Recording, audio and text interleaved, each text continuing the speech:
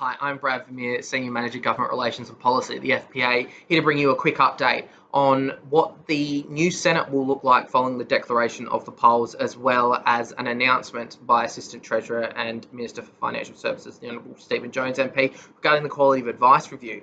Well, I know that the federal election was conducted in late May, but we've just seen the declaration of the Senate polls, and it takes such a long time because, I mean, we've all seen the size of a Senate ballot paper. The distribution of preferences is actually an incredibly complex process and requires the aid of computers to make sure it's done properly. So now we've seen the declaration, we can see what the new Senate will look like. Now, at this election, there were 40 seats up for grabs. So 6 of the 12 seats from each of the states, as well as all 4 Senate seats in the territory. So 2 for the Northern Territory, 2 for the ACT. They are linked to the terms of the House of Representatives.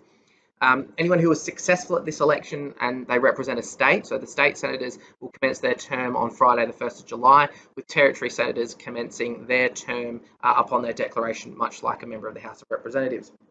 There were 36 senators that continued on from the previous parliament, so they were elected in 2019 and they received their 6-year term. So they're continuing in office. So at this election, we saw the Labor Party win 15 seats, the Coalition win 15 seats, the Greens win 6 seats, and the United Australia Party, Pauline Hanson's One Nation, the Jackie Lambie Network, and Independents each picking up 1 seat. So if we factor that in with the continuing senators, the final numbers at the commencement of this term of the Senate are 26 Labor, 32 Coalition, 12 Greens, 2 Jackie Lambie Network, 2 Pauline Hanson's One Nation, 1 United Australia Party, and 1 Independent.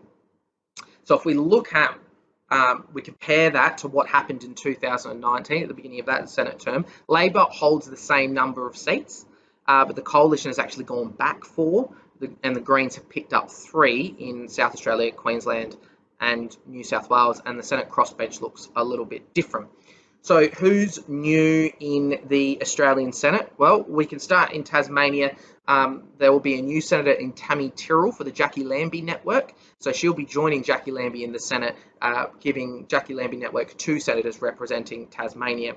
In New South Wales, you'll see former Greens MLC in the state parliament, David Shoebridge, take up a position as a Greens senator, as well as Ross Cadell, who is a former state director of the New South Wales Nationals and actually a long-time colleague of mine, will be taking up a position as a New South Wales senator for the National Party. In Queensland, Penny Allman-Payne for the Greens will pick up a seat, as well as in South Australia, Barbara Pocock will pick up a seat for the Greens, and Karen Little will be picking up a seat in South Australia for the Liberal Party. Now, Karen Little is the first Indigenous senator elected from South Australia.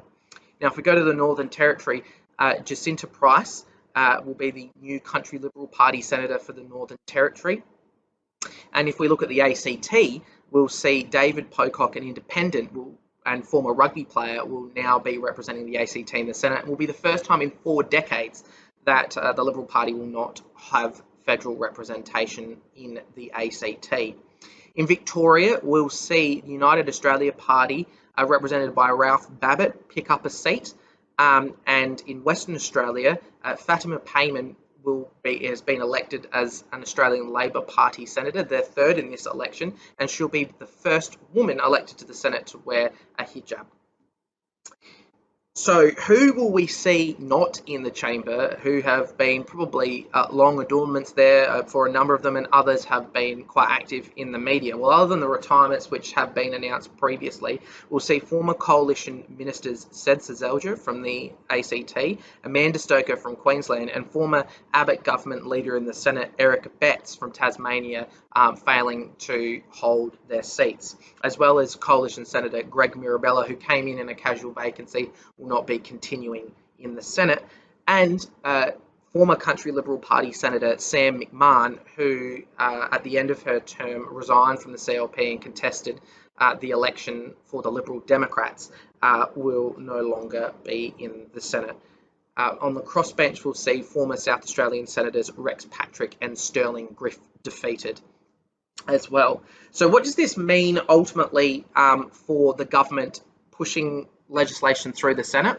Well, ultimately, if the government doesn't have the support of the opposition, it will require the 12 Green senators plus at least one crossbencher to get legislation over the line, and that's assuming a Labor Party senator sitting in the president's chair. So there will be a lot of work going on to ensure the passage of legislation through the Senate, and the FPA looks forward to working closely with the government, with the opposition, with all of the crossbenchers to make sure that we're getting the right outcomes for the profession.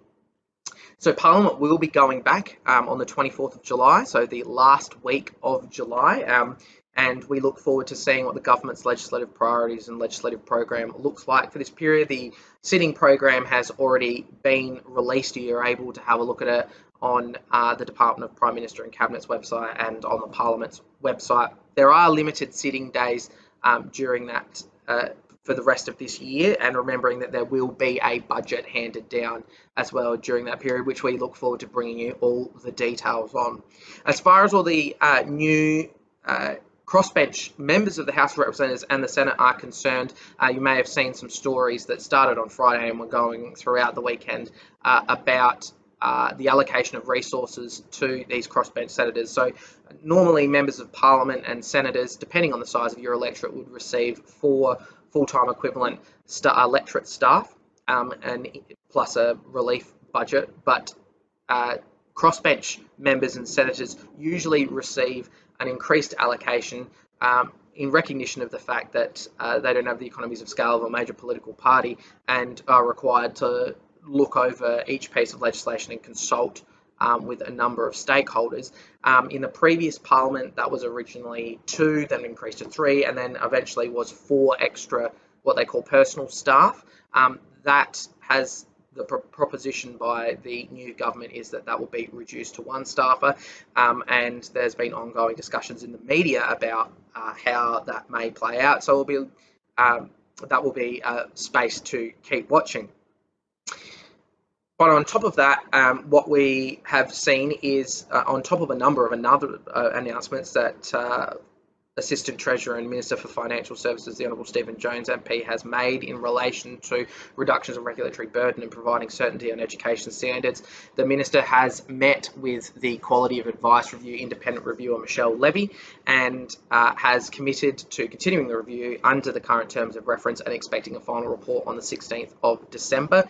Now, the FPA has already put forward a substantial submission in response to the consultation paper released by the review, as well as contributing substantially to the joint association submission for that review. And all of those reviews are publicly available on the review's website. We look forward to continuing to work closely with the review to ensure we're getting positive outcomes for the profession, but as well as with the government on a number of the initiatives that have already been announced, and with the opposition and crossbench on any upcoming legislation that we see. So I look forward to bringing you further updates as the Parliament resumes in July, as well as when we will get to see the budget handed down and what the new budget priorities will be for the Albanese Labor government. Thanks so much for your time.